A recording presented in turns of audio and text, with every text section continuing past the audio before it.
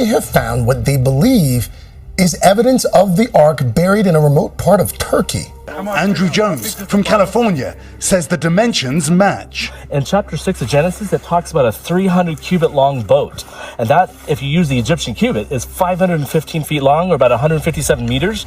And that's exactly the length of this boat-shaped object. These are the timbers of the ship. That's what we're looking at. It's amazing. Joining us now is the lead archaeological researcher of Noah's Ark Scans, joining us live from Turkey. Andrew, great to have you on. First things first, how long have you and your group been looking for Noah's Ark?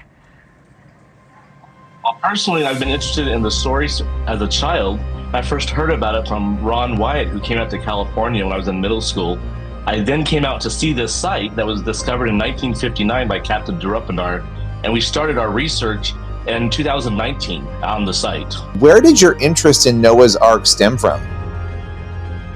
Well, actually, as a child, a guy named Ron Wyatt came out to California and did a presentation, and I was in middle school back in the early 90s, and I heard about it. I decided I had to go there when I got a chance, and so in college in 1997, that was my first trip to see this boat formation in Turkey, and I've been going back and forth ever since.